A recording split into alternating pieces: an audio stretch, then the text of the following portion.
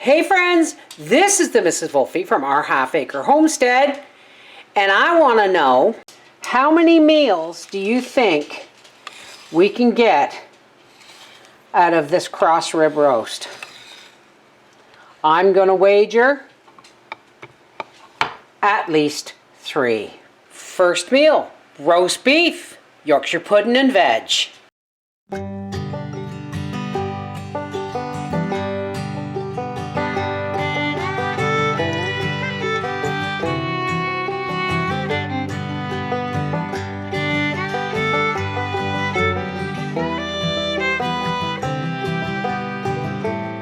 Our side vegetables are going to be a mash. I'm doing this one-handed here. This is parsnips from 2021 and carrots and rutabagas also from 2021. So we're having a 3-vegetable root mash and green beans. Tell you folks, having a well-stocked pantry makes meals a breeze. Okay, we're going to be searing our roast in the cast iron Dutch oven, which has a little bit of oil and some butter. It's getting good and hot. Let's season this puppy first with salt. Why? Because meat loves salt and salt loves meat, according to my Australian friend. He's a meat chef. And we're going to pepper.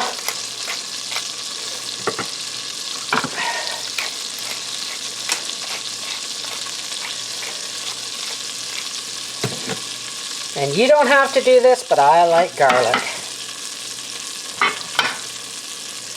There we go. Now, first off, oh man, that almost didn't fit.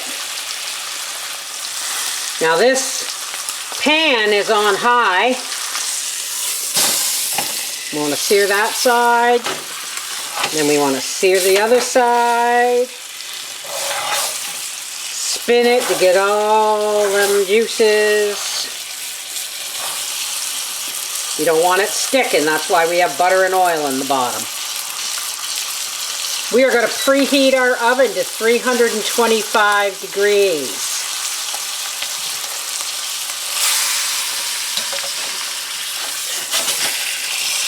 Now you're just searing this to keep in the flavor, folks. Stop the meat from drying out too much. You know there's going to be soup from them bones. There. Put on Howard's onion. And this is going into the oven at 325. I'm going to say that, so I'm going to say 3 to 4 pounds. So that is an hour and 20 minutes, because we do it 20 minutes a pound. Okay, it's time. Our meat's almost done. So we're going to take our Yorkshire pudding dish. We're going to add a little bit of oil. Just a little bit of meat drippings there.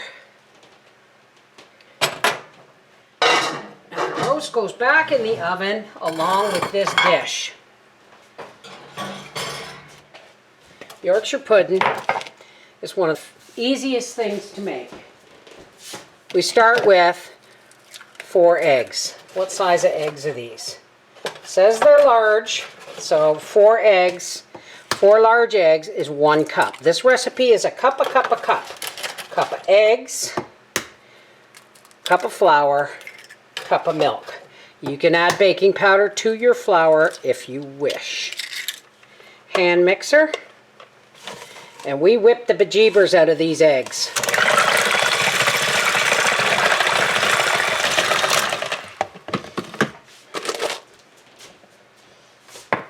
There's our flour. I'm going to add half a teaspoon of salt, and I'm going to add some baking powder because I'm not making these individual, I'm making a pud.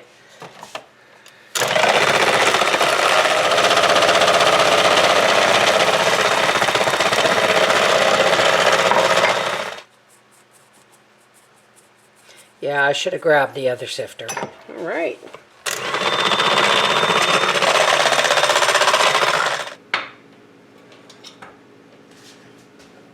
Knob of butter.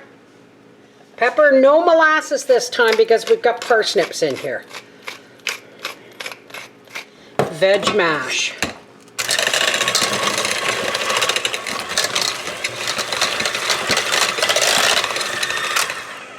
Look, isn't that beautiful? We're going to now turn our oven up to 400 degrees. And as soon as that reaches temperature, I'll be taking the roast out and putting the Yorkshire pudding in.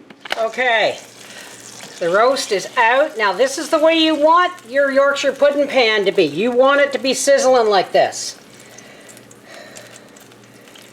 And then you right into the center. Now you see how it cooks. If you do it this way, it cooks the Yorkshire pudding on the bottom and doesn't let it stick to the pan. You want that fat coming up around. Right back into the 400 degree oven for 20 to 25 minutes. Oh, beautiful. We're going to start by taking this roast out. Now look at that. And Father's onion. We're going to get ready for making gravy, but first, take these strings off. Here like this. Oh no, Gracie, these bones are not for you. So, let's cut this piece off first.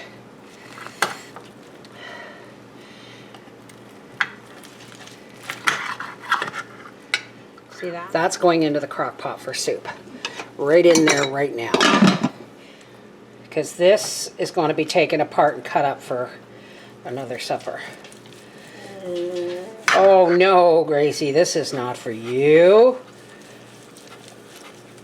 And here I have about 1/3 of a cup of flour. I'm going to put some cold water in this. It's got to be cold. All right. This is going at a good boil, and boom, and there we go. And then we just start stirring this and browning this. Beautiful, beautiful Clark. Take some of this bean turnip water, carrot water, throw that in there.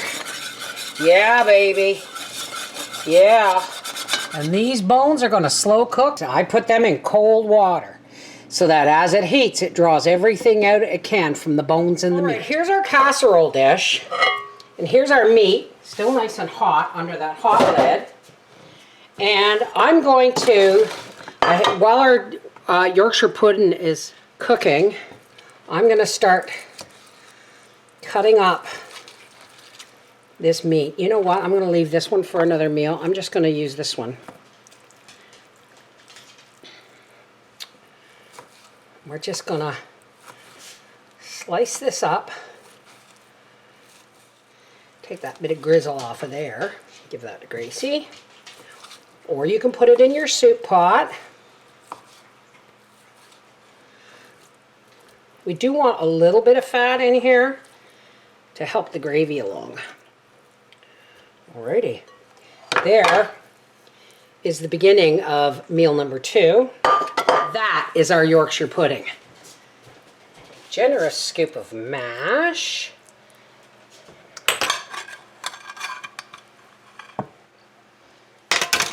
Oh, and over here with just some gravy. Look at that. Look at that.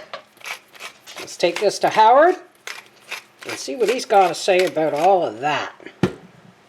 You missed it, folks. I'm really sorry. The camera wasn't on. I have beef and gravy. Then I have root mash. And then I have Yorkshire pudding all over top. This is going to go into the freezer as soon as it cools down. And then all we have to do is heat this up and add a side of green, like beans or something. Okay, let's take dinner to Papa. Your supper pills, good. Here is your roast beef and Yorkshire pudding dinner. Looks great. The smell of this beef has been driving me crazy. Sandwich would be another meal. because we got really expensive turkey and stuff in the freezer for your lunches. Try your Yorkshire pud and your root. Try your pudding, then your root mash. Awesome. This is the Mrs. Wolfe from our half-acre homestead, and that is roast beef meal number 1 and 2. At least 2 more coming. Take care, God bless.